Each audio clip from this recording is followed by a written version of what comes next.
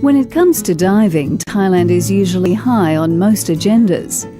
A good place to start is here on Samui, Thailand's third largest island, some would say 247 square kilometres of paradise. Situated in the Gulf of Thailand, this tropical retreat is one of Southeast Asia's premier beach resorts, famous for its long stretches of white sand, palm tree forests, hilly interior and laid-back lifestyle.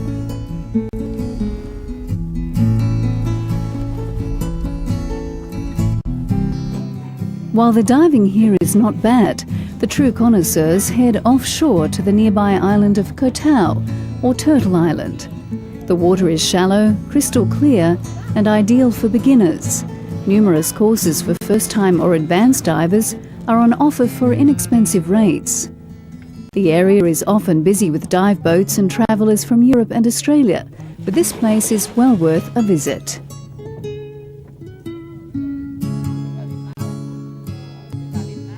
It's a great spot. Yeah.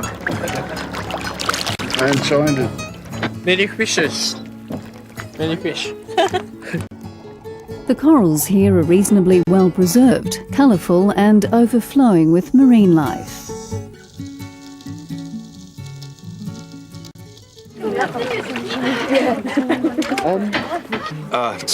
It's good. It's a good combination of excellent diving, really good place to live. You get a good bunch of people here, good bunch of travellers come through.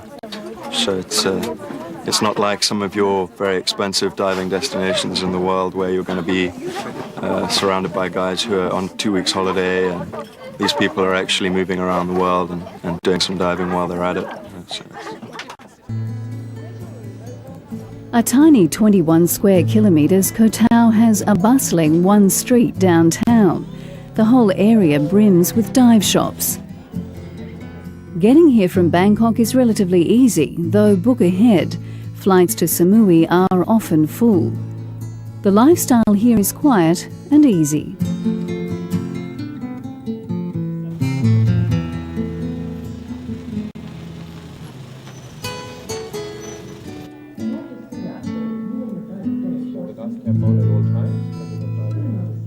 I believe that as the only place at the moment with a lot of tourists coming in the Gulf of Thailand with clear waters, so that must be the biggest reason why we have such an influx of divers here and tourists. So that means the neighboring islands, Ko Samui, Koh Phangan, which are a lot larger but do not have as clear waters as what we have here. So in Ko Samui, the dive centers there also take divers out to come here to Koh Tao diving.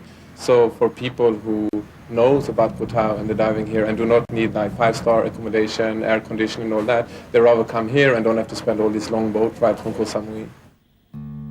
Nearby, the islands of Koh Phangan and Nang Yuan are stunning gems in an aqua sea.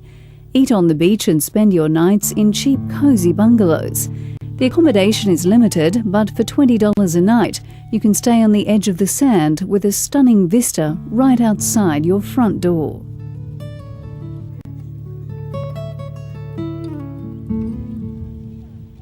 This is good, absolutely. I think you can best compare it to the Red Sea because visibility is good here. It's better than Honduras. And the only thing you lack here, I guess, is depth. It's quite shallow everywhere here, but visibility is good and it's beautiful down there with lots of corals, lots of beautiful blue corals, which you don't see actually in the Red Sea, and that's a good thing about this. Lots of small fishes in big groups, and that's beautiful. We wanted to meet different people coming from everywhere, and it's more of a challenge as well to find your own way around instead of everything being planned out. But we really didn't know we would go exactly to Koh Tao. You hear about it and it sounded good from what other people told us, so we went. When I was in Vietnam, I met a few people who'd been to Koh Tao and said, it was really, really brilliant. Next stop on our island cruise was Phi Phi, about 40 kilometres from Phuket Island in Thailand's south. A popular spot for sun lovers and diving enthusiasts, it's actually two islands. The larger one, Phi Phi Don, is where all the action is. There are plenty of clothing and handicraft vendors, scores of restaurants, and yes, dozens of dive centres.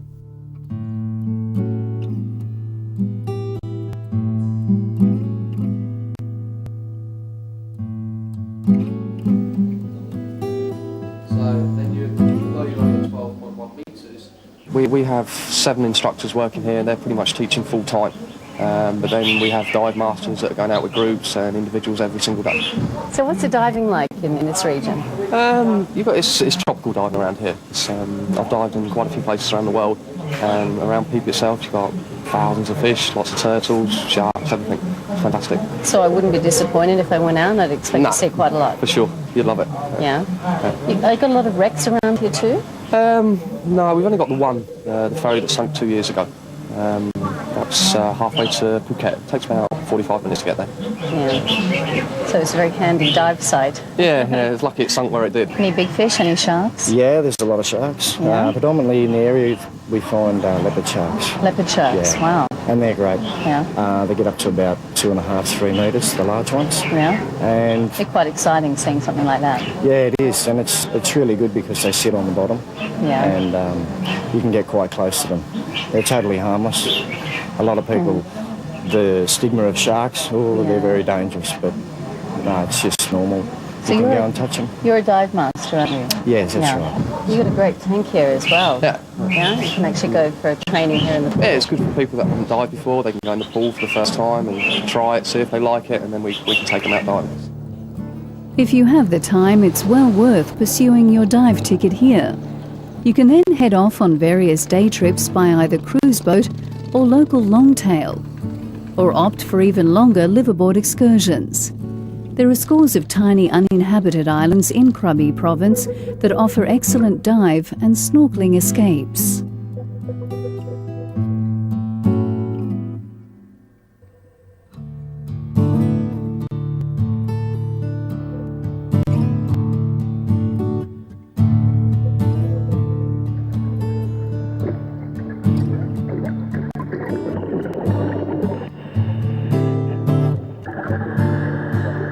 The true diving enthusiasts can head to the Similan Islands.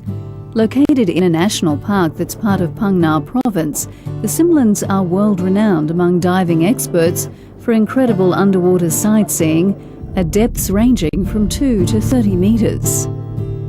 The best diving months are December till May.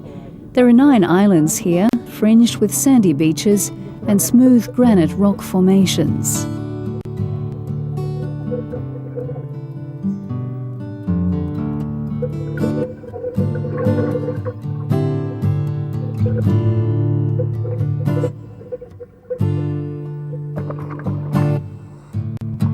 Once you tire of exploring beneath the waves, Phang Nga Bay is a fascinating region to explore on its own.